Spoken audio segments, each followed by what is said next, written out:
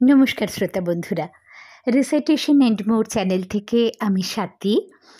আজকে একটা কবিতার আলোচনা নিয়ে এলাম। খুব পরিচিত আমাদের এই কবিতাটি, যারা আমরা আবৃত্তি করি অথবা কবিতা পড়তে ভালোবাসি কিংবা বাংলার সাহিত্য নিয়ে চর্চা করি, তারা প্রত্যেকেই রবীন্দ্রনাথ ঠাকুরের আফ্রিকা কবিতাটির সঙ্গে খুবই পরিচিত। এই কবিতাটি আজকে একটু কিভাবে আবৃত্তি করা যেতে পারে সেই সংক্রান্ত একটু আলোচনা করব। আর তার সঙ্গে কবিতাটির, যে কোনো কবিতায় আবৃত্তি করতে গেলে তো আগে তার মর্মোদ্ঘাটনটি করা জরুরি, তার অর্থটা আমাদের বুঝে নেওয়া জরুরি। তো আমরা প্রত্যেকটি লাইন বুঝতে বুঝতে কবিতাটি কিভাবে আবৃত্তি করা যেতে পারে আসুন একটু আলোচনা করি। এখন আমি যেভাবে ভেবেছি সেভাবে বলছি।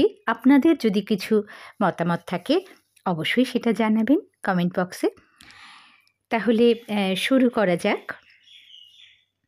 আফ্রিকা কবিতাটি এটি 1347 বঙ্গাব্দে 1937 খ্রিস্টাব্দে এটা রচিত হয়েছিল, 8ই ফেব্রুয়ারি। এবং এই কবিতাটি পত্রপুট কাব্যগ্রন্থে প্রকাশিত হয়েছিল। এই কবিতাটি 1935 সালে সাম্রাজ্যবাদী শাসক মুসোলিনি যখন ইথিওপিয়ায় অনুপ্রবেশ করেছিলেন, সেই ঘটনার প্রতিবাদ হিসেবে 1937 সালে আফ্রিকা কবিতাটি রচিত হয়েছিল এবং এটি প্রথম প্রকাশিত হয়েছিল প্রবাসী পত্রিকায় 1943 সালের চৈত্র সংখ্যায়। পরে পত্রপুটের দ্বিতীয় সংস্করণে 16 সংখ্যক কবিতা হিসেবে এটা প্রকাশিত হয়, সেটি 1343 বঙ্গাব্দে, এবং তারপরে সেটি সঞ্চয়িতায় স্থান পায়। তো এই কবিতার প্রথম পংক্তিতে আমরা যেটা পাই, উদ্ভ্রান্ত সেই আদিম যুগে স্রষ্টা যখন নিজের প্রতি অসন্তোষে নতুন সৃষ্টিকে বারবার করছিলেন বিধ্বস্ত, তাঁর সেই অধৈর্যে ঘন ঘন মাথা নাড়ার দিনে রুদ্র সমুদ্রের বাহু প্রাচী ধরিত্রীর বুকের থেকে ছিনিয়ে নিয়ে গেল তোমাকে আফ্রিকা। এই উদ্ভ্রান্ত সেই আদিম যুগ বলতে তিনি একেবারে বিশ্ব সৃষ্টির সূচনা পর্বের কথা বুঝিয়েছেন। আসলে স্রষ্টা তো নিজের খেয়ালেই সৃষ্টি করেন। যদি ঈশ্বরের কথা এখানে আমরা ধরে নেই, তাহলে সেই ভাঙা গড়ার খেলার মধ্যে দিয়ে তিনি তার সৃষ্টিলীলা চালিয়ে যান আর কি। তো কিন্তু এটার পিছনে একটা ভৌগোলিক তত্ত্ব কিন্তু কাজ করছে। কারণ আমরা আলফ্রেড ওয়াগনার, যিনি 1915 সালে বলেছিলেন যে বহুকাল আগে সব মহাদেশগুলো একত্রে একটাই মহাদেশ ছিল। হ্যাঁ, আর সময়ের সঙ্গে সঙ্গে ভূস্তরে নানান গঠনমূলক ওই পাথ যেগুলো ছিল, যেগুলো দিয়ে তৈরি হয়েছিল ভূস্তর, সেগুলো নড়াচড়ায় আলাদা হয়ে যায়। এটার একটা উনি নামও দিয়েছিলেন কন্টিনেন্টাল ড্রিফট, মানে ভাসমান ভূভাগ তত্ত্ব, এরকম একটা নাম দিয়েছিলেন। তো সেইভাবে এই আফ্রিকার সৃষ্টি হয়েছিল, যেটা ওই বিধাতা যেন বারবার ঘন ঘন মাথা নাড়িয়েছিলেন অধৈর্যে, তাঁর সৃষ্টি একবার তৈরি করছেন একবার ভাঙছেন, এরকমভাবে ওই রুদ্র সমুদ্রের বাহু প্রাচী ধরিত্রীর বুকের থেকে, মানে পূর্ব দিকের যে দেশগুলো, সেখান থেকে আফ্রিকা বিচ্ছিন্ন হয়ে গেল। অর্থাৎ একাধারে ঈশ্বরের সৃষ্টির সঙ্গে ভৌগোলিক যে সত্যতা, সেটা মিলিয়ে এই প্রথম স্তবকটি কবিগুরু রচনা করেছেন। ওয়াগনারের কন্টিনেন্টাল ড্রিফট থিওরির সঙ্গে বিধাতার সৃষ্টি, আফ্রিকার সৃষ্টি মিলেমিশে এক হয়ে গিয়েছে। তো সেই জন্যেই এই উদ্ভ্রান্ত সেই আদিম যুগে, হ্যাঁ, এবং সেখানে একটা এই পুরো কবিতাটার মধ্যে দিয়েই এক ধরনের প্রতিবাদ প্রকাশিত হয়েছে। সৃষ্টির সময় থেকেই যেন এখানে একটা নতুন একটা সৃষ্টির উন্মাদনা, একটা বিক্ষোভ এরকমভাবে সৃষ্টি হলো দেশটা।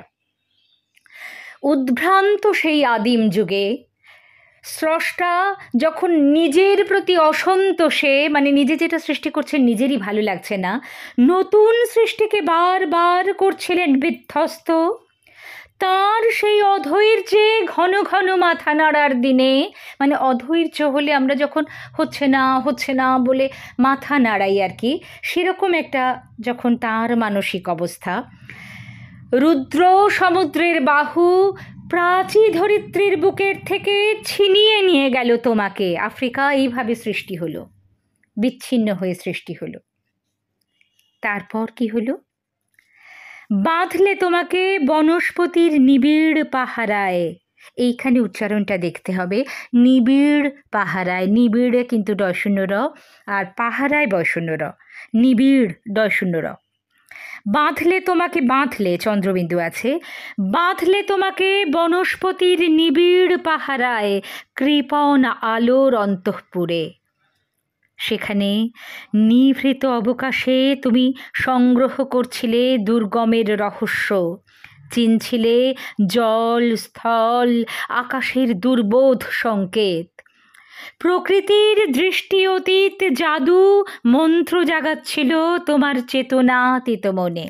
আফ্রিকা মহাদেশ তো আটলান্টিক আর ভারত মহাসাগর আর তার বিভিন্ন উপসাগর দিয়ে ঘেরা, তো সেখানকার ওই সমুদ্রের রুদ্রবাহু যেন এখানে পূর্বের দেশগুলো থেকে আফ্রিকাকে বিচ্ছিন্ন করে নিল, এবং তারপরে সেখানে তাকে বনস্পতির নিবিড় পাহারায় রাখলো। এই বনস্পতির নিবিড় পাহারা বলতে অ্যাকচুয়ালি আফ্রিকা তো নিরক্ষীয় অঞ্চল, সেখানে শক্ত কাঠের খুব লম্বা চিরহরিৎ বৃক্ষ দিয়ে অরণ্য সংকুল দেশ আফ্রিকা। তো সেখানে সূর্যের আলো এই অরণ্যভূমিতে প্রায় ঢুকতেই পারে না, সেই জন্য এখানে আলোকে কৃপণ আলোর অন্তঃপুরে, মানে একেবারে অন্তঃপুরে রেখে দিয়েছে, ঘন অরণ্যের অন্তঃপুরে, যেখানে আলো প্রবেশ করতে পারে না। আলোর কৃপণতা, সূর্যের আলোর কৃপণতা। আফ্রিকা মহাদেশ তো তখন এরকমই ছিল, পুরো অরণ্য সংকুল। আর সেখানে কি করছিল সেখানকার আদিম মানুষরা? তখন জল, স্থল, আকাশের দুর্বোধ সংকেত বুঝে নেওয়ার চেষ্টা করছিল, মানে প্রকৃতির সঙ্গে একটা সমঝোতা করার চেষ্টা করছিল। পুরো প্রকৃতিকেই তখন একটা অচেনা প্রকৃতি, তার নানান বৈচিত্র্য, সেই রহস্যটা যেন আফ্রিকার সেই আদিম মানুষরা তাদের জ্ঞান আর বুদ্ধি দিয়ে তখনও ভেদ করে উঠতে পারেনি। সাংঘাতিক প্রতিকূলতা চতুর্দিকে, আফ্রিকা মহাদেশের চতুর্দিকে একটা মারাত্মক প্রতিকূলতা, একটা দুর্গম দুর্ভেদ্য আফ্রিকা মহাদেশ সেই সময়। তো সেইটা যেন চেনার চেষ্টা করছিল, এই সংকেতগুলো দিয়ে চেনার চেষ্টা করছিল, এবং এই যে চেতনাতীত মন, সেখানে এই রহস্য দিয়ে মন্ত্রের মাধ্যমে যেন আস্তে আস্তে চারপাশের প্রকৃতিকে চিনে নেওয়ার চেষ্টা করছিল এই নবগঠিত আফ্রিকা, নতুন আফ্রিকা। তারপরে কি আছে? বিদ্রুপ করছিলে ভীষণকে বিরূপের ছদ্মবেশে, শঙ্কাকে চাচ্ছিলে হার মানাতে, আপনাকে উগ্র করে বিভীষিকার প্রচণ্ড মহিমায় তাণ্ডবের দুন্দুভিনী নাদে। অর্থাৎ আফ্রিকার তখন এমনই অবস্থা যে সেখানে সাহারা মরুভূমি, কালাহারি মরুভূমি এইগুলো রয়েছে, ঘন অরণ্য, ভয়ঙ্কর বন্য জন্তু, দুর্গম প্রকৃতি, এই সমস্ত দিয়ে ঘেরা। তো তখন তো তার নিজস্ব সংস্কৃতি, জীবনধারা কিছুই গড়ে ওঠেনি, মানে সে তখনও চেতনাতীত মন, তার তখনও সেভাবে শিক্ষা, সংস্কৃতি, চেতনা কিছুই গড়ে ওঠেনি। এমতাবস্থায় সে নিজেই ভীষণকে, এই চতুর্দিকের ভয়ঙ্কর অবস্থাকে বিদ্রূপ করছিল। বিরূপের ছদ্মবেশে, এবং তার যে ভয় শঙ্কাকে হার মানাতে চাইছিল নিজেকে আরো উগ্র করে, মানে নিজেকে নিজে আরো প্রতিকূলতার একটা ছদ্মবেশ ধারণ করে আফ্রিকা নিজেই যেন প্রকৃতির সেই ভয়ঙ্কর রূপকে বিদ্রূপ করছিল। নিজের শঙ্কাকে হার মানাতে ওই ভীষণের বিরুদ্ধে সে নিজেই ভয়ঙ্কর হয়ে উঠছিল। প্রাকৃতিক বাধাগুলো অতিক্রম করার জন্য আফ্রিকা যেন নিজেই পৃথিবীর কাছে নিজেকে পরিচিত করছিল তার ভয়ঙ্কর রূপের মধ্য দিয়ে। মানে ভাবছিল যে এইভাবেই বহিঃশক্তির হাত থেকে প্রাকৃতিক প্রতিকূলতাটাই তাকে রক্ষা করবে। সে সময় ওই অরণ্যের মধ্যে সূর্যরশ্মিরই প্রবেশের অধিকার নেই। তো নিজের ভয়কে জয় করবার জন্য সেই বিভীষিকাটাকেই সে তার অস্ত্র করেছিল। আপনাকে উগ্র করে বিভীষিকার প্রচণ্ড মহিমায় তাণ্ডবের দুন্দুভিনী নাদে, মানে এই রকম একটা সাংঘাতিক বিভীষিকাময় রূপে সে পৃথিবীর কাছে পরিচিত হয়েছিল, এবং এইভাবেই সে ভয় দেখাচ্ছিল সারা পৃথিবীকে। তাহলে আমি কিভাবে উচ্চারণ করব? বিদ্রুপ করছিলে ভীষণকে বিরূপের ছদ্মবেশে, শঙ্কাকে চাচ্ছিলে হার মানাতে, মানে তোমার ভয়কে তুমি জয় করতে চাইছিলে আপনাকে উগ্র করে বিভীষিকার প্রচণ্ড মহিমায় তাণ্ডবের দুন্দুভিনী নাদে। নিজেকে ভয়ঙ্কর করে তুমি নিজের ভয়কে জয় করছিলে, পৃথিবীর কাছ থেকে নিজেকে প্রতিকূল করে তুলে প্রতিরোধের অস্ত্র করে নিজেকে গড়ে তুলেছিলে। এটাই এখানে বলা হয়েছে। ঠিক আছে, তারপরের প্যারাগ্রাফে যাই, তারপরের স্ট্যান্ডায় যাই। হায় ছায়াবৃতা, কালো ঘোমটার নিচে অপরিচিত ছিল তোমার মানব রূপ উপেক্ষার আবিল দৃষ্টিতে। এলো ওরা লোহার হাতকড়ি নিয়ে, নখ যাদের তীক্ষ্ণ তোমার নেকড়ের চেয়ে। এলো মানুষ ধরার দল, গর্বে যারা অন্ধ তোমার সূর্য হারা অরণ্যের চেয়ে। এখানকার মানেটা একটু বুঝে নিন। হায় ছায়াবৃতা, ছায়াবৃতা না কিন্তু, হ্যাঁ ছায়াবৃতা মানে ছায়া দিয়ে আবৃত হয়ে রয়েছে। কালো ঘোমটার নিচে অপরিচিত ছিল তোমার মানব রূপ উপেক্ষার আবিল দৃষ্টিতে। কালো ঘোমটা বলতে বুঝতেই পারছি এখানে আদিম অরণ্যে ঘেরা আফ্রিকার যে অন্ধকার ছায়াঘন বিস্তার সেটার কথা বলা হয়েছে।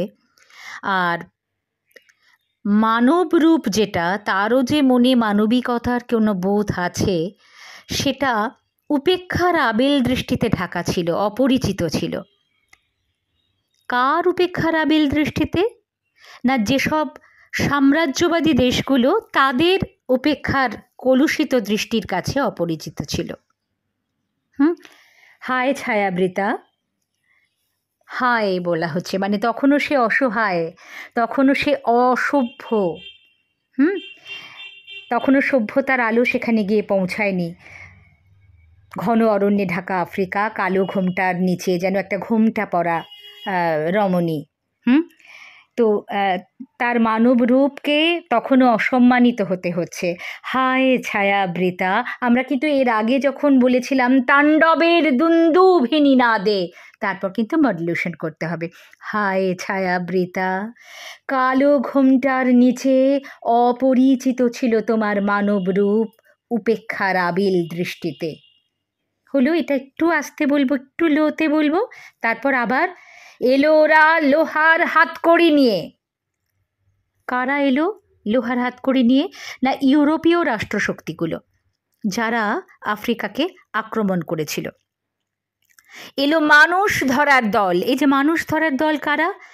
ইউরোপীয় সাম্রাজ্যবাদী দেশগুলো, যারা আফ্রিকাকে কৃতদাস সরবরাহের কেন্দ্রে পরিণত করা হয়েছে, মানে করেছিল, কৃতদাস সরবরাহের যেন কেন্দ্র আফ্রিকা। মানুষ ধরার দল মানে এখানে এসে তারা এখানকার মানুষগুলোকে হাতে হাতকড়া, পায়ে শিকল বেঁধে কৃতদাস হিসেবে নিয়ে যেত।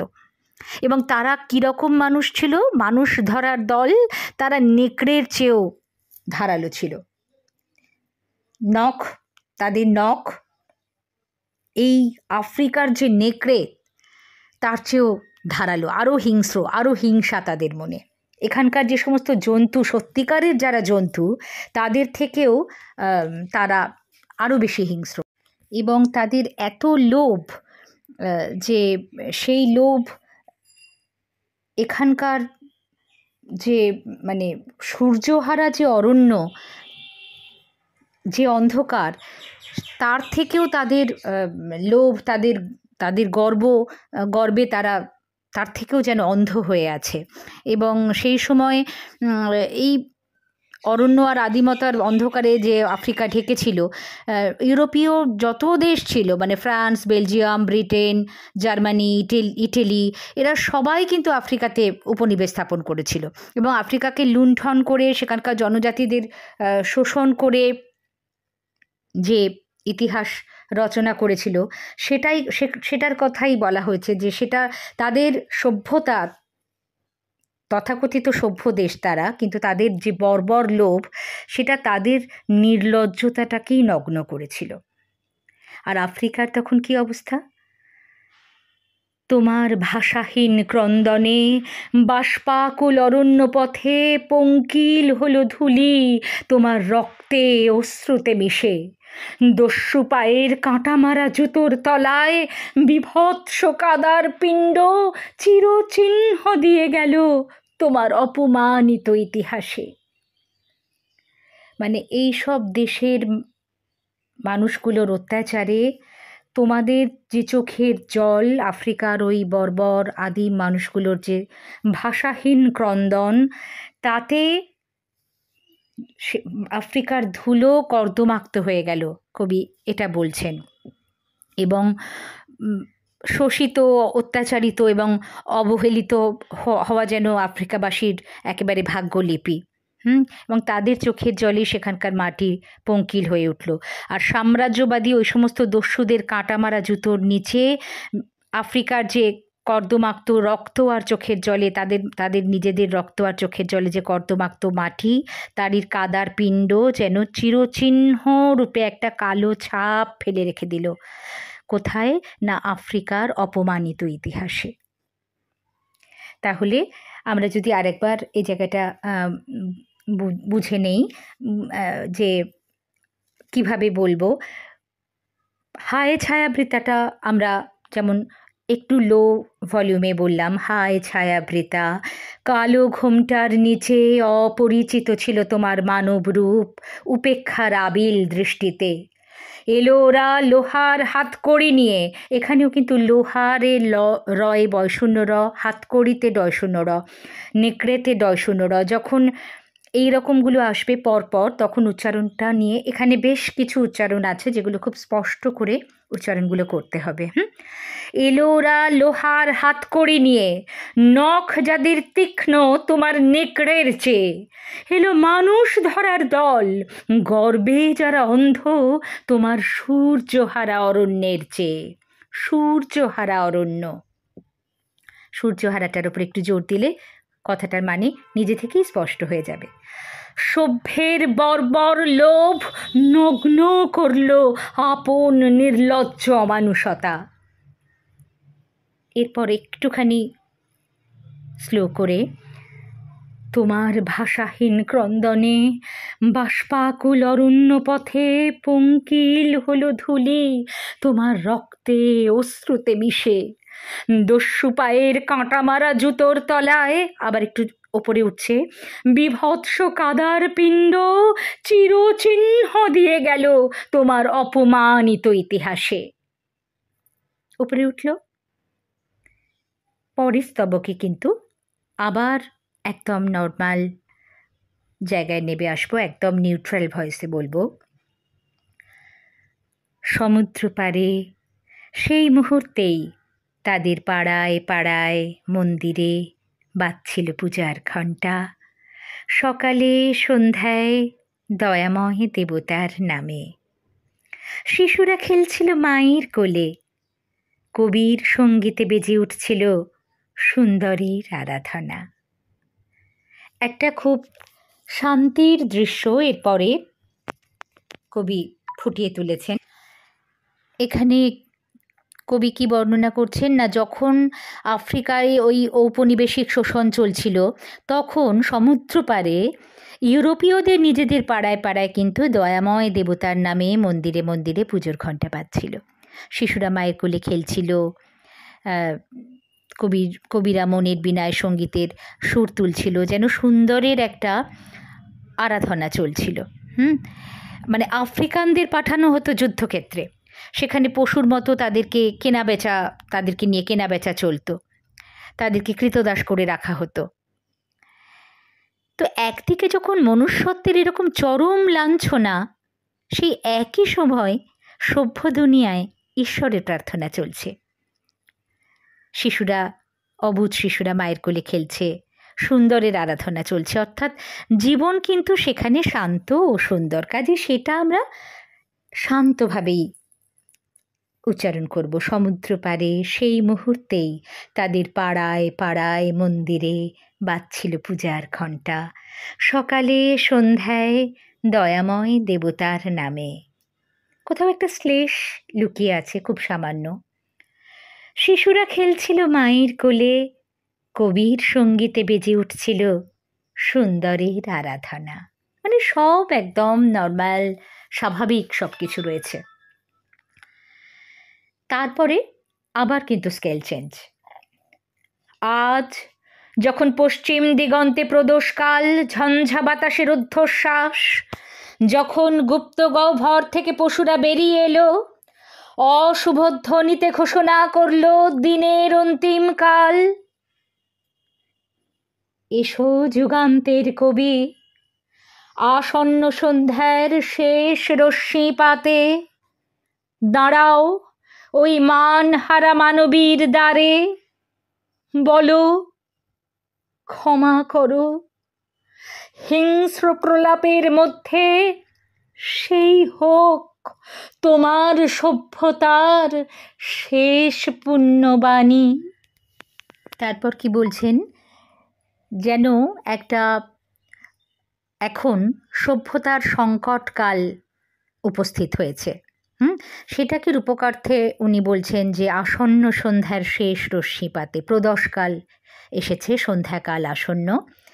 সেরকম একটা সময় তিনি বলছেন ঝঞ্ঝা বাতাসের ঊর্ধ্বশ্বাস, গুপ্ত গহ্বর থেকে এখন পশুরা বেরিয়ে আসছে, এখন একটা অশুভ ধ্বনি যেন চতুর্দিকে, যেন দিন শেষ হয়ে যাচ্ছে, এখন তোমাদের আলো ফুরোনোর সময় চলে এসেছে।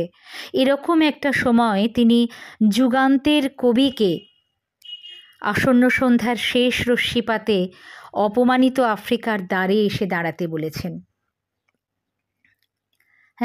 তিনি বলছেন যে যুগান্তের কবি যেন তাদের প্রতিনিধি, যারা শুভবুদ্ধি সম্পন্ন মানুষ, এই সব শুভবুদ্ধি সম্পন্ন মানুষ যারা এখনও বর্তমান, তাদের এই বর্বরতার বিরুদ্ধে প্রতিবাদ জানানোর জন্য কবি আহ্বান করছেন।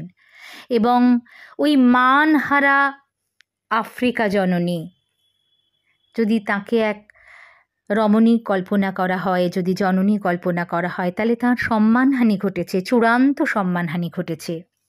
তো সেই মানহারা মানবীর দ্বারে দাঁড়িয়ে এই যুগান্তের কবিকে বলা হচ্ছে যে একমাত্র তুমি যদি নিঃশর্ত ক্ষমা চাও তোমাদের সমগ্র সভ্য মানুষের হয়ে, তাহলে একমাত্র যদি আফ্রিকা, যেখানকার নিরীহ আফ্রিকাবাসী এতদিন মুখ বুজে এত লাঞ্ছনা সহ্য করেছে এবং সভ্য মানুষ কখনো ফিরেও তাকায়নি সেদিকে, যদি এখনও এই সংকটজনক পরিস্থিতিতে এই যুগান্তের নবীন কবি, তাদের উপরেই কবির ভরসা, এই যুগান্তের নবীন কবিকে তিনি শেষবারের জন্য আহ্বান করছেন যে এই অপমানের ইতিহাসকে মনে রেখে নতজানু হয়ে যদি ক্ষমা চায়, তাহলে এই যে হিংস্র প্রলাপ এতদিন ধরে চলে আসছিল, এই ক্ষমা প্রার্থনার মধ্যে একটা অন্য রকমের তাৎপর্য খুঁজে পাবে।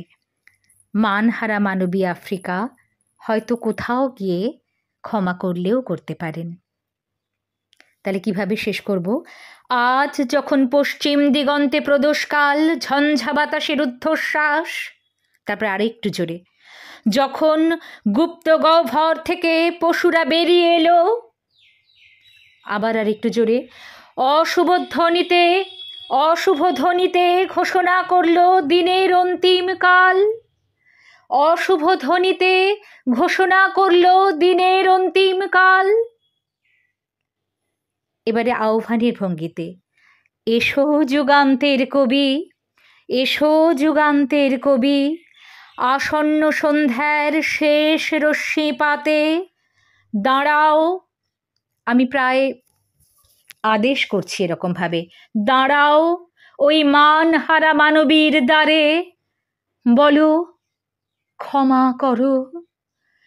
হিংস্র প্রলাপের মধ্যে সেই হোক তোমার সভ্যতার শেষ পুণ্যবাণী। মানে সভ্যতার নামে তো এতদিন অসভ্যতা তোমরাই করে এসেছো, তো সভ্যতার শেষ পুণ্যবাণী হিসেবে ওই ক্ষমা প্রার্থনাটুকু তুমি করো। যুগান্তের কবিকে সমস্ত শুভবুদ্ধি সম্পন্ন মানুষের হয়ে আফ্রিকার প্রতি যে বর্বরতা করা হয়েছে তার জন্য ক্ষমা প্রার্থনা করতে কবি আহ্বান করেছেন। এইভাবে এই কবিতাটি শেষ হয়েছে। একবার সম্পূর্ণ কবিতাটি আমি আবৃত্তি করে দিচ্ছি। উদ্ভ্রান্ত সেই আদিম যুগে স্রষ্টা যখন নিজের প্রতি অসন্তোষে নতুন সৃষ্টিকে বারবার করছিলেন বিধ্বস্ত, তাঁর সেই অধৈর্যে ঘন ঘন মাথা নাড়ার দিনে রুদ্র সমুদ্রের বাহু প্রাচী ধরিত্রীর বুকের থেকে ছিনিয়ে নিয়ে গেল তোমাকে আফ্রিকা, বাঁধলে তোমাকে বনস্পতির নিবিড় পাহারায় কৃপণ আলোর অন্তঃপুরে। সেখানে নিভৃত অবকাশে তুমি সংগ্রহ করছিলে দুর্গমের রহস্য, চিনছিলে জল স্থল আকাশের দুর্বোধ সংকেত। প্রকৃতির দৃষ্টি অতীত জাদু মন্ত্র জাগাচ্ছিল তোমার চেতনাতীত মনে। বিদ্রুপ করছিলে ভীষণকে বিরূপের ছদ্মবেশে, শঙ্কাকে চাচ্ছিলে হার মানাতে আপনাকে উগ্র করে বিভীষিকার প্রচণ্ড মহিমায় তাণ্ডবের দুন্দুভিনী নাদে। হায় ছায়াবৃতা, কালো ঘোমটার নিচে অপরিচিত ছিল তোমার মানব রূপ উপেক্ষার আবিল দৃষ্টিতে। এলো ওরা লোহার হাতকড়ি নিয়ে, নখ যাদের তীক্ষ্ণ তোমার নেকড়ের চেয়ে। এলো মানুষ ধরার দল, গর্বে যারা অন্ধ তোমার সূর্যহারা অরণ্যের চেয়ে। সভ্যের বর্বর লোভ নগ্ন করল আপন নির্লজ্জ অমানুষতা। তোমার ভাষাহীন ক্রন্দনে বাষ্পাকুল অরণ্য পথে পঙ্কিল হলো ধূলি তোমার রক্তে অশ্রুতে মিশে। দস্যু পায়ের কাঁটা মারা জুতোর তলায় বিভৎস কাদার পিণ্ড চিরচিহ্ন দিয়ে গেল তোমার অপমানিত ইতিহাসে। সমুদ্র পারে সেই মুহূর্তেই তাদের পাড়ায় পাড়ায় মন্দিরে বাজছিল পূজার ঘণ্টা। সকালে সন্ধ্যায় দয়াময় দেবতার নামে শিশুরা খেলছিল মায়ের কোলে। কবির সঙ্গীতে বেজে উঠছিল সুন্দরের আরাধনা। আজ যখন পশ্চিম দিগন্তে প্রদোষকাল, ঝঞ্ঝা বাতাসের ঊর্ধ্বশ্বাস, যখন গুপ্ত গহ্বর থেকে পশুরা বেরিয়ে এলো, অশুভ ধ্বনিতে ঘোষণা করল দিনের অন্তিম কাল, এসো যুগান্তের কবি, আসন্ন সন্ধ্যার শেষ রশ্মিপাতে দাঁড়াও ওই মানহারা মানবীর দ্বারে, বলো ক্ষমা করো। হিংস্র প্রলাপের মধ্যে সেই হোক তোমার সভ্যতার শেষ পুণ্যবাণী। এখন হয়তো অর্থটা আরও একটু স্পষ্ট হয়ে উঠল আমাদের সকলের মনে। কবিতাটা আমরা এখন আরও অনেক ভালো করে উচ্চারণ করতে পারব। কবিতাটার প্রত্যেকটি শব্দ কেন কবি লিখেছেন, কিভাবে আফ্রিকার সৃষ্টি হয়েছিল, কোথায় আফ্রিকার মানুষজনেদের লজ্জা ছিল, অপমান ছিল। আসলে আফ্রিকার জনেদের তো লজ্জা ছিল না, লজ্জা আমাদের ছিল, সভ্য তথাকথিত ইউরোপীয় সভ্য মানুষ যারা ওখানে বারবার উপনিবেশ স্থাপন করতে গেছিল এবং তাদের প্রতি অত্যাচার করেছিল সেই মানুষগুলোর প্রতি। আমরা শেষ পর্যন্ত সুন্দরের আরাধনা ছেড়ে কবি যুগান্তের কবিকে উঠে দাঁড়াতে বলেছেন, ক্ষমা চাইতে বলেছেন আমাদের অপরাধের জন্য। তো এটা এইভাবে আবৃত্তি করা যেতে পারে। আপনাদের কেমন লাগলো জানাবেন, যদি মতান্তর থাকে তাহলে সেটাও জানাবেন। আমরা পারস্পরিক সহযোগিতার মাধ্যমে আরও ভালো করে সব কিছু জানতে পারবো, তাই না? সবাই খুব ভালো থাকবেন এবং এরকম আবৃত্তি সংক্রান্ত আলোচনা, শ্রুতি নাটক, নানান কবিতা, গল্প পাঠ ইত্যাদি শুনতে যদি আপনাদের ভালো লাগে তাহলে এই রিসাইটেশন অ্যান্ড মোর চ্যানেলটি সাবস্ক্রাইব করে রাখবেন। আবার অন্য কোনো দিন অন্য কিছু নিয়ে চলে আসব। নমস্কার।